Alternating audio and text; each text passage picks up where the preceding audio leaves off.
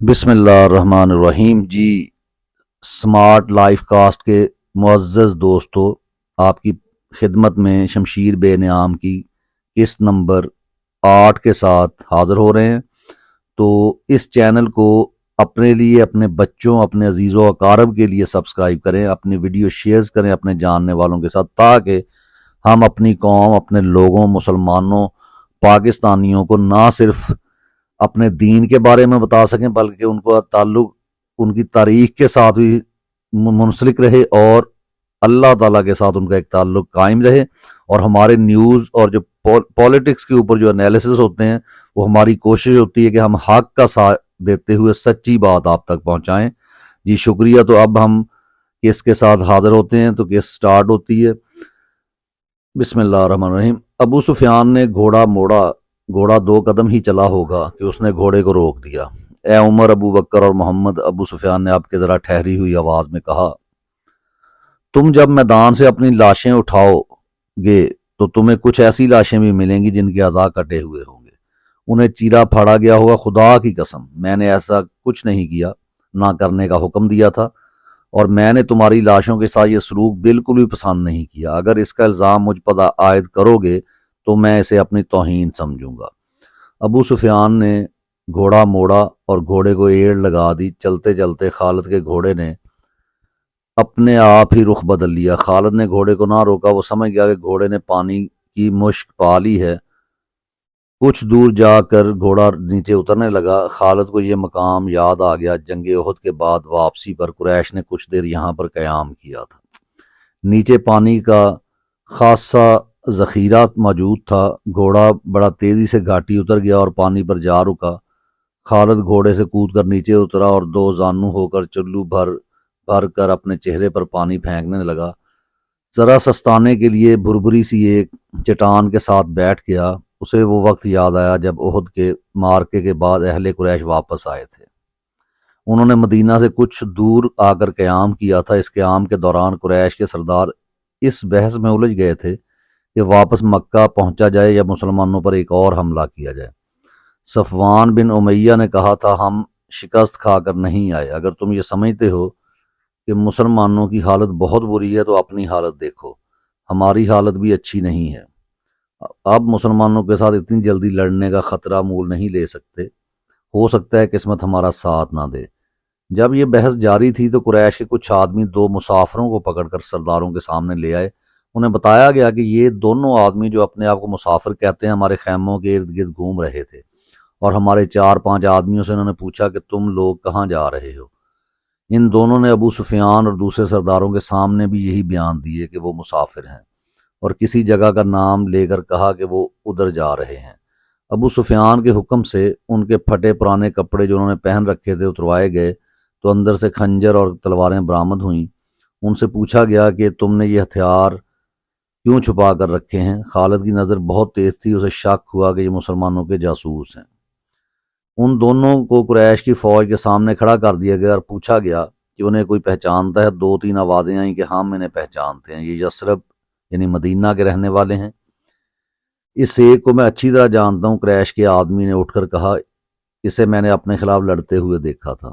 تم اپنی زبان سے کہہ دو کہ تم محمد کے جاسوس ہو۔ ابو سفیان نے ان دونوں سے کہا، اور جاؤ، میں تمہاری جان بخشی کرتا ہوں۔ دونوں میں سے ایک نے اعتراف کر لیا۔ جاؤ، ابو سفیان نے کہا، ہم نے تمہیں معاف کیا۔ دونوں جو واقعی مسلمانوں کے بھیجے ہوئے جاسوس تھے اور قریش کے عزائم معلوم کرنے کے لیے آئے تھے، ہنسی خوشی اپنے اونٹوں کی طرف چل پڑے۔ ابو سفیان کے اشارے پر کئی ایک تیر اندازوں نے کمانوں میں تیر ڈالے اور پیچھے سے ان دونوں مسلمانوں پر چلا دیے۔ دونوں کئی تیر اپنے جسم میں لے کر گرے، پھر اٹھ نہ سکے۔ کیا تم اس کا مطلب سمجھتے ہو؟ ابو سفیان نے اپنے قریب کھڑے سرداروں سے کہا، جاسوس بھیجنے کا مطلب یہ ہے کہ مسلمان ہارے نہیں، وہ ابھی یا کچھ ہی عرصہ بعد ہم پر حملہ کرنے کا ارادہ رکھتے ہیں۔ فوراً مکہ کو کوچ کرو اور اگلی جنگ کی تیاری کرو۔ اگلے روز رسول اکرم صلی اللہ علیہ وآلہ وسلم کو کسی نے آ کر بتایا کہ اہل قریش نے جہاں پڑاؤ کیا تھا وہاں اپنے دونوں جاسوسوں کی لاشیں پڑی ہوئی ہیں، اور اہل قریش مکہ کو روانہ ہو گئے ہیں۔ خالد نے یہ پہلی جنگ لڑی، لیکن وہ سمجھتا تھا کہ وہ مسلمانوں کو شکست نہیں دے سکا ہے۔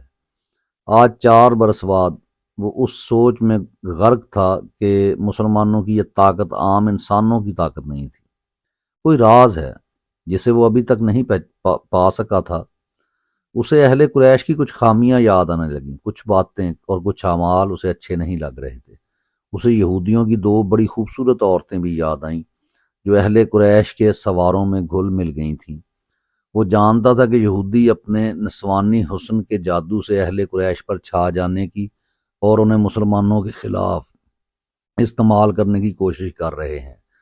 یہ طریقہ اسے پسند نہ تھا، لیکن ان میں سے ایک عورت ایک روز خالد سے ملی تو خالد نے محسوس کیا کہ یہ عورت جو کچھ کہہ رہی ہے اس میں عقل و دانش ہے۔ اس عورت کے حسن و جوانی کا اپنا ایک اثر تھا، لیکن طلسم جو اس کی زبان میں تھا اس کا اثر خالد نے بھی محسوس کیا۔ کچھ دیر تک یہ عورت خالد کے خیالوں پر چھائی رہی، اس کا گھوڑا ہنہنایا تو خالد جیسے خواب سے بیدار ہو گیا۔ وہ تیزی سے اٹھا، گھوڑے پر سوار ہوا اور پھر مدینہ کے راستے پر ہو لیا۔ ولید کا بیٹا خالد شہزادہ تھا، عیش و عشرت کا بھی دل دادا تھا، لیکن فن حرب و ضرب کا جنون ایسا تھا کہ عیش و عشرت کو اس جنون پر حاوی نہیں ہونے دیتا تھا۔ مدینہ کی طرف جاتے ہوئے اسے وہ حسین و جمیل یہودن یاد آئی جس کا نام یوحاوا تھا۔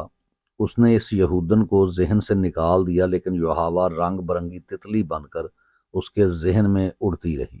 خالد اسے ذہن سے نہ نکال سکا۔ خالد کے ذہن میں اڑتی ہوئی اس تتلی کے رنگ پھیکے پڑنے لگے، پھر تمام رنگ مل کر سرخ ہو گئے، خون جیسے سرخ۔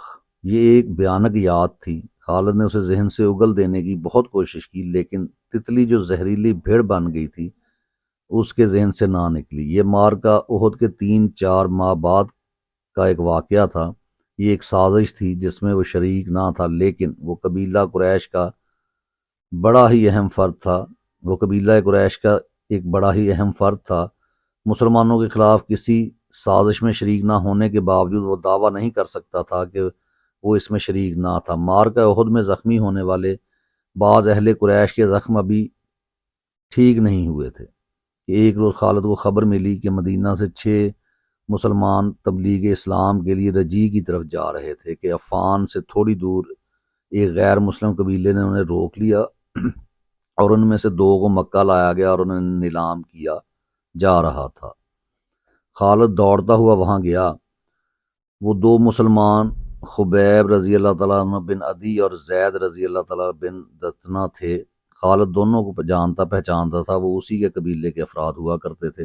انہوں نے اسلام قبول کر لیا تھا۔ ان میں حب رسول صلی اللہ علیہ وآلہ وسلم کا یہ عالم تھا کہ رسول خدا پر جانیں قربان کرنے کو تیار رہتے تھے۔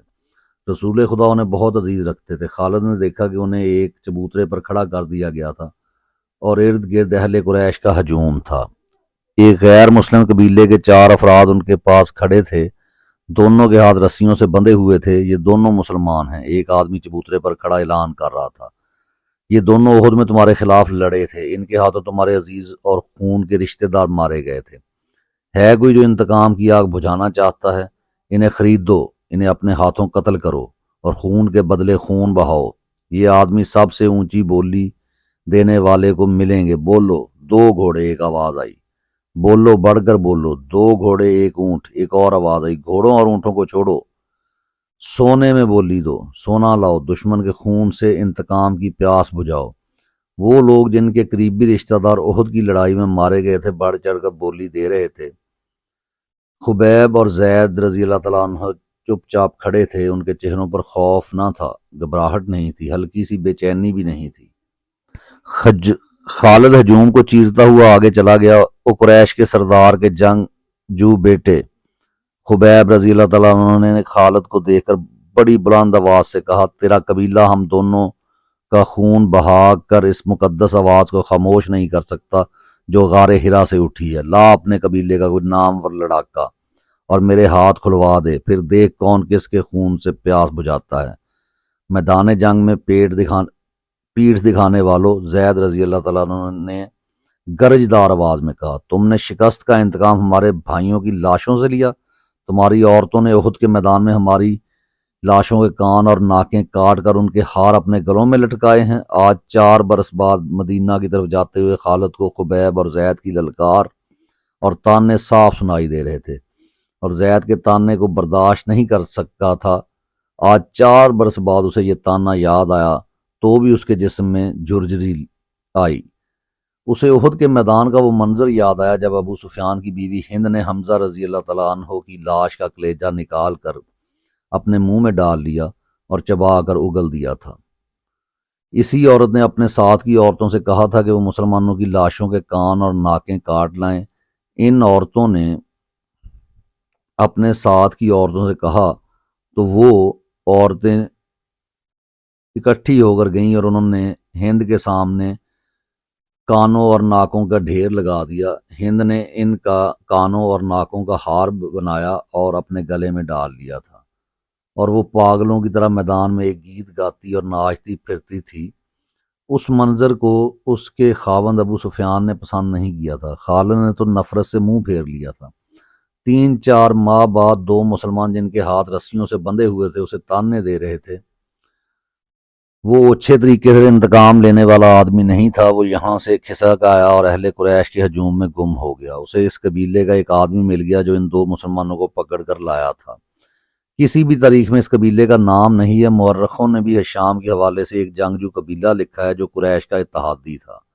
خالد نے اس جنگجو قبیلے کے اس آدمی سے پوچھا کہ ان 2 مسلمانوں کو کس طرح پکڑا گیا۔ خدا کی قسم، اس آدمی نے کہا، کہو تو ہم ان مسلمانوں کے رسول کو پکڑ لائیں اور نیلامی کے چبوترے پر کھڑا کر دیں۔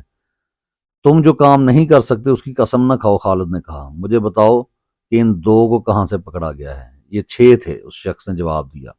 ہم نے احد میں مارے جانے والوں کا انتقام لیا ہے، آئندہ بھی ایسے ہی انتقام لیتے رہیں گے۔ ہمارے قبیلے کے کچھ آدمی مدینہ میں محمد صلی اللہ علیہ وآلہ وسلم کے پاس گئے اور کہا کہ وہ اسلام قبول کرنے آئے ہیں۔ انہوں نے یہ بھی کہا کہ ان کا پورا قبیلہ اسلام قبول کرنے کا ارادہ کر چکا ہے، لیکن پورا قبیلہ مدینہ نہیں آ سکتا۔ ہمارے ان آدمیوں نے محمد صلی اللہ علیہ وسلم سے کہا کہ ان کے ساتھ چند ایک مسلمانوں کو ان کے قبیلے میں بھیجا جائے جو پورے قبیلے کو مسلمان کرے اور پھر قبیلے کو مذہبی تعلیم دینے کے لیے کچھ عرصہ وہیں رہے۔ ہمارے یہ آدمی جب واپس آئے تو ان کے ساتھ 6 مسلمان تھے۔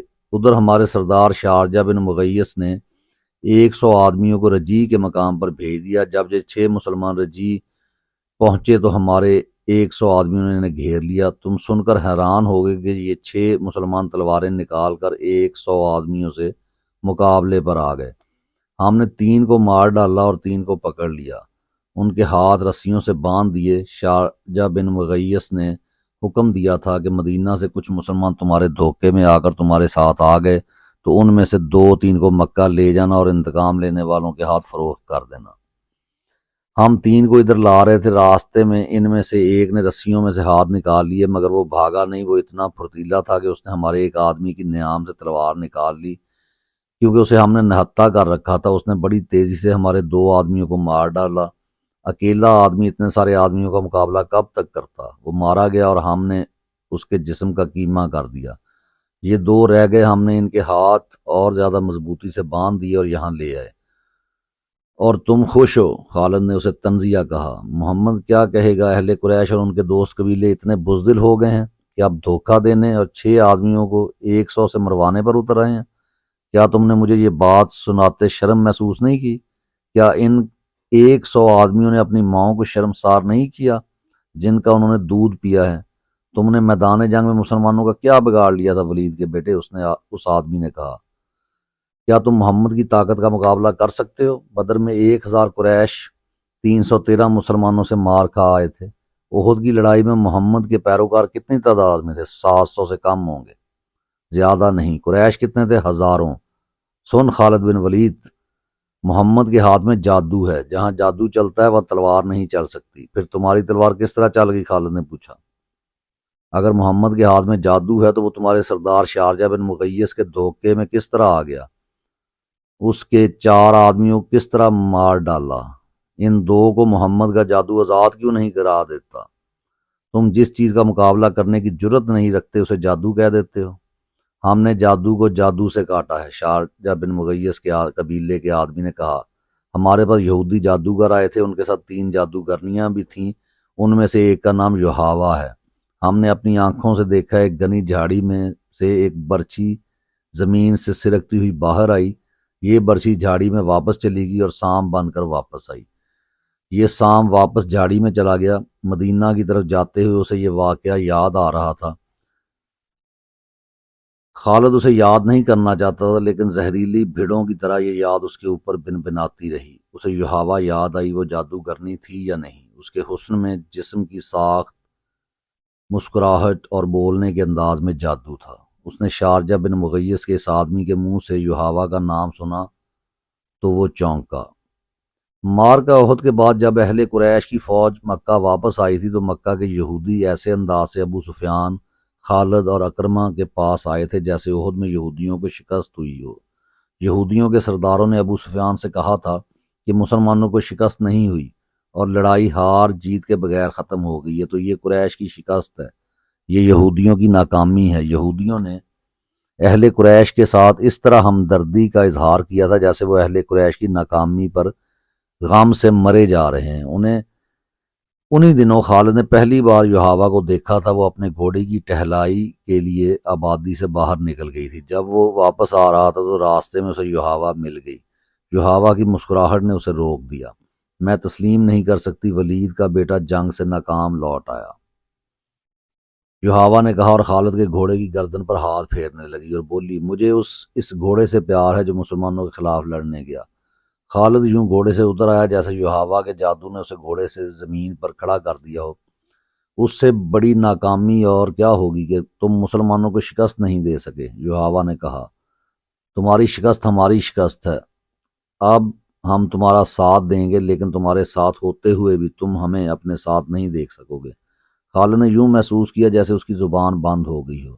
تلواروں، برچھیوں اور تیروں کی بوچھاڑوں کا مقابلہ کرنے والا خالد یحاوا کی مسکراہٹ کا مقابلہ نہیں کر سکا۔ اگر یہودی ہمارے ساتھ نہیں ہوں گے تو ہمارے کس کام آ سکیں گے؟ خالد نے پوچھا۔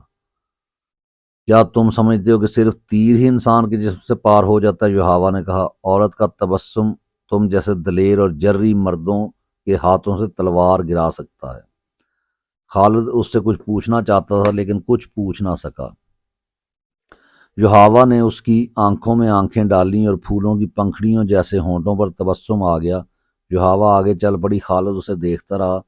اس کے گھوڑے نے کھر مارا تو خالد اپنے آپ میں آ گیا۔ وہ بڑی تیزی سے گھوڑے پر سوار ہوا اور چل پڑا۔ کچھ دور آ کر اس نے پیچھے دیکھا، یحاوا رک کر اسے دیکھ رہی تھی۔ یحاوا نے اپنا ہاتھ ذرا اوپر کر کے لہرایا۔ اب جب کہ دو مسلمانوں کو نیلام کیا جا رہا تھا اور خالد کو ایک آدمی نے بتایا تھا کہ ان دونوں مسلمانوں کو کس طرح دھوکے میں لایا گیا ہے، اور اس آدمی نے یحاوا کا نام بھی لیا تھا، تو اس نے ارادہ کر لیا کہ معلوم کرے گا کہ یحاوا نے وہ جادو کس طرح چلایا ہے۔ اسے اپنے قبیلے کا ایک سرکردہ آدمی مل گیا۔ اس سے اسے پتہ چلا کہ یہ مسلمان اہل قریش کے ہاتھ کس طرح آئے ہیں۔ 3-4 سرکردہ یہودی یحاوا اور 2-3 یہودیوں کے ساتھ لے کر شارجہ بن مغیث کے پاس چلے گئے۔ یہ قبیلہ تھا تو جنگجو، لیکن اس پر مسلمانوں کا رعب کچھ اس طرح طاری ہو گیا تھا جیسے لوگ جادوگروں سے ڈرتے تھے۔ اس قبیلے میں یہ مشہور ہو گیا تھا کہ رسول اکرم کے ہاتھ میں کوئی جادو ہے۔ یہودیوں نے اپنی زمین دوز کارروائیوں کے لیے اس قبیلے کو اس لیے منتخب کیا تھا کہ وہ جنگجو قبیلہ تھا۔ یہودی بڑی دانش مند قوم تھی۔ انہوں نے سوچا کہ اگر مسلمانوں کے جادو کا وہم پھیل گیا تو دوسرے قبیلے بھی اس سے متاثر ہوں گے۔ یہ یہودی اس قبیلے کے سردار شارجہ بن مغیث کے پاس گئے اور اس کا یہ وہم دور کرنے کے لیے کہ مسلمان جادوگر ہیں اسے بہت کچھ کہا، لیکن شارجہ بن مغیث نے تسلیم نہ کیا۔ رات کو یہودیوں کے کہنے پر شارجہ بن مغیث نے ان مہمانوں کی ضیافت کا انتظام باہر کھلے آسمان تلے کیا۔ ان یہودیوں نے اپنے ہاتھوں اپنے میزبانوں کو شراب پلائی۔ شارجہ اور اس کے قبیلے کے چند ایک سرکردہ افراد کو جو شراب پلائی گئی اس میں یہودیوں نے کوئی سفوف سا ملا دیا تھا۔ پھر یہودیوں نے اپنے جادو کے کچھ شعبدے دکھائے۔ یحاوا نے اپنے حسن کا جادو چلایا۔ اس کا ذریعہ ایک رقص بھی تھا جس میں یہ یہودنیں نیم برہنہ تھیں۔ ناچتے ناچتے ان کے جسموں پر جو دھورے سے لباس تھے وہ بھی سرک کر زمین پر جا پڑے۔ یہودی اپنے سازندے ساتھ لے گئے تھے۔